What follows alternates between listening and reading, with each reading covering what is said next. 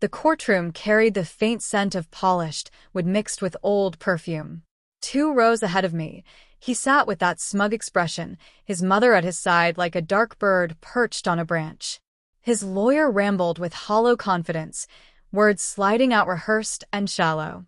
"She's only after my money," my husband sneered, letting the statement drip with venom. "She's never even held a real job." The gallery chuckled. His mother covered her mouth with a gloved hand, though her eyes betrayed her delight. I let them laugh. I had been waiting for that exact line. "Your Honor," I said, rising slowly, voice steady and deliberate. "I would like to submit this prenuptial agreement. From Paris." The sound of the papers sliding across the judge's desk rang louder than their laughter had all those years ago. 7 years earlier, I might have laughed along with him. I was only 24 then, waitressing endless shifts, tutoring on weekends, saving every coin for a future I thought we shared. He was a dreamer in those days, restless, ambitious, telling me he wanted to build a company, something larger than life. And I believed him. I believed in us. So I piled up shifts like bricks in a wall, worked until my hands cracked and my knees ached. Every paycheck I carried home, I placed in his hand with a smile. "For us," I'd say. And he kissed me like I was the air he breathed. Or so I thought. But the shift came slowly. He stopped waiting for me at night. He stopped asking how my day had been. Business trips appeared that weren't truly business. Stray scents of perfume lingered on his shirts. And his mother. Her calls became sharper, her visits more frequent. "You should dress better," she once told me, her eyes sweeping over my tired hands. "A man like him deserves more." I brushed it off until I saw her message. A single line that cracked everything open. "She's temporary. Don't worry. You'll be the true partner in this empire." It was sent to him. And his reply was only one word.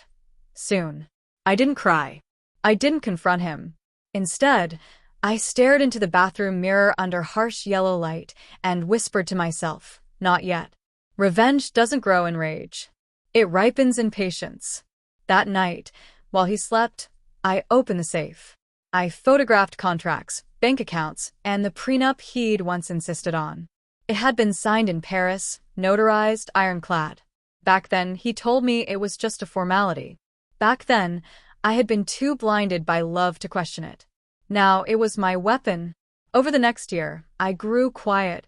No more questions when he stumbled home, reeking of alcohol and perfume.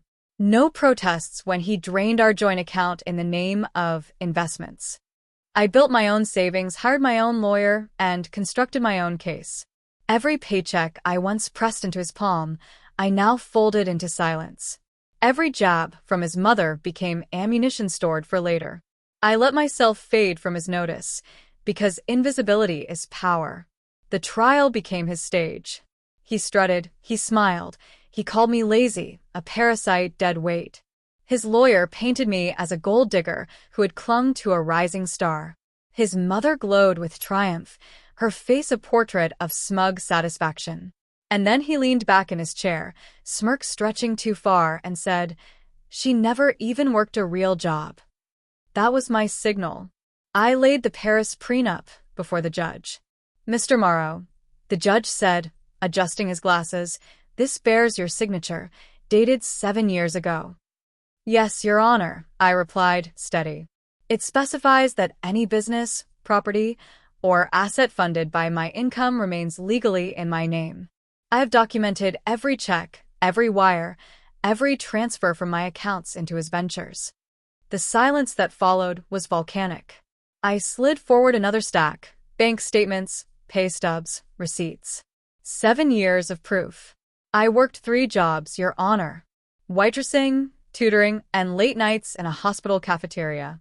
Every cent went into building his dream. I turned then, finally meeting his eyes.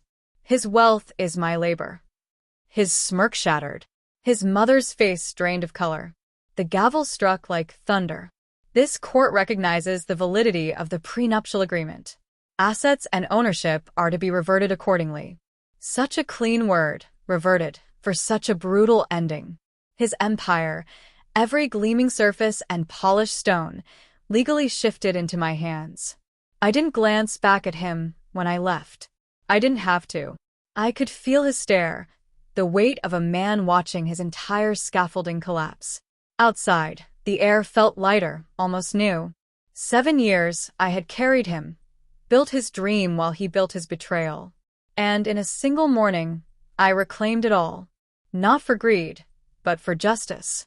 People think revenge tastes sweet. They're wrong. It tastes pure, like air after rainfall, like silence when a storm finally breaks. As my heels echoed on the courthouse steps, I knew he finally understood what his mother never taught him. A woman who builds quietly can destroy with thunder. And I was finished being quiet.